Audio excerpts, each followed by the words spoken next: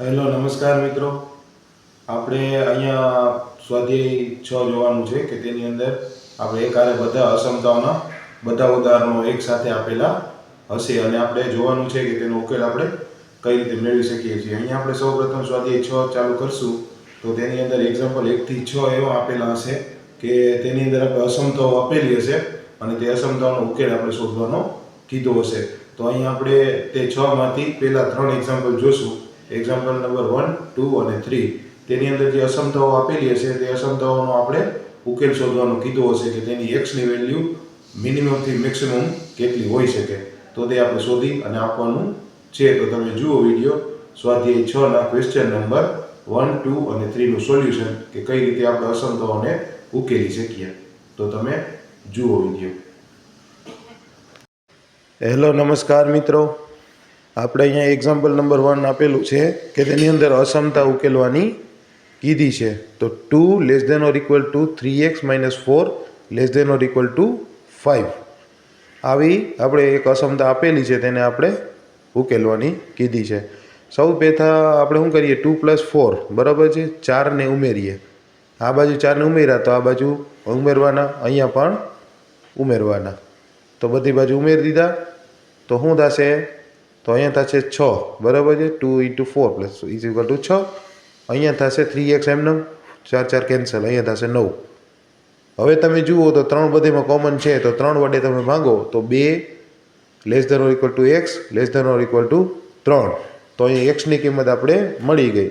x ની કિંમત આપણે મળી ગઈ તો તેને આપણે કઈ રીતે લખી શકાય? તો તમામ વાસ્તવિક સંખ્યાઓ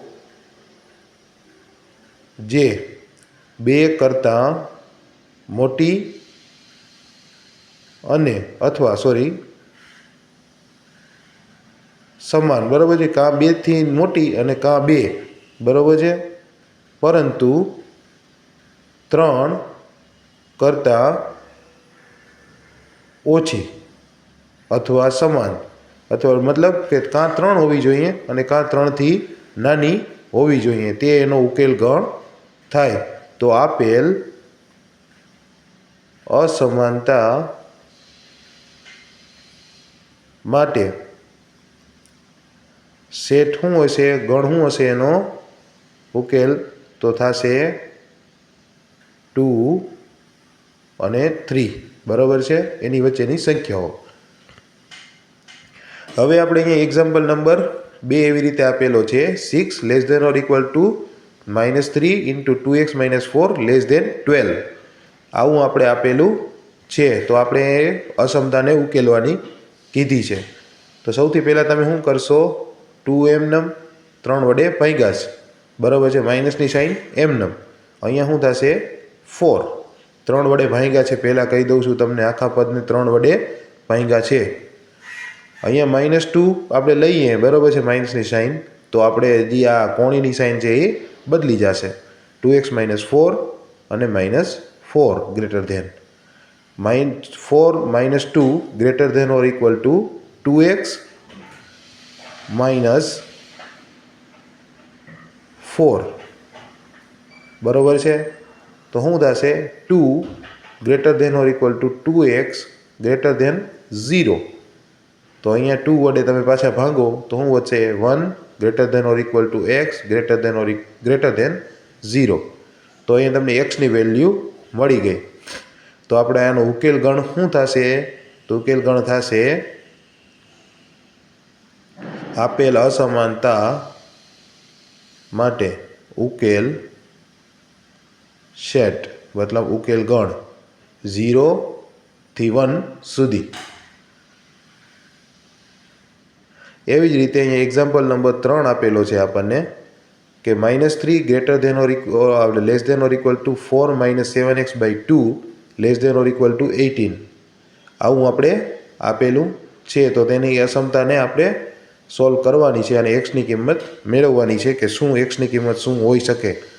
તો -3 - 4 less than or equal to -7x/2 less than or equal to 18 - 4 બરાબર છે. -4 છે તે કેન્સલ કરવા હાટું થઈ અને આપણે આ લીધું છે. તો -7 7x/2 less than or equal to 14. તમે જુઓ તો 7 વાળો બધેમાં ક્રમ છે, તો 7 વડે તમે ભાગો, બરાબર છે. આપણે માઇનસની સાઇન પહેલાં કેન્સલ કરી દઈએ છીએ. -14 એટલે એક્સ છે એ પ્લસમાં આવી જાય. હવે અહીંયા તમે 7 વડે ભાગશો તો 1 less than or greater than or equal to x/2, અહીંયા વધશે -2. તમે હવે શું કરવાનું છે તો 2 વડે ભાગી દઈએ તો આવશે શું જવાબ? 2 greater than or equal to x greater than or equal to -4. હવે શું થશે? આપેલ અસમાનતાનો ઉકેલ ગણ શું થશે? તો 2 આપણે -4 થી 2 + 2 સુધી બધો એનો ઉકેલ ગણ થશે.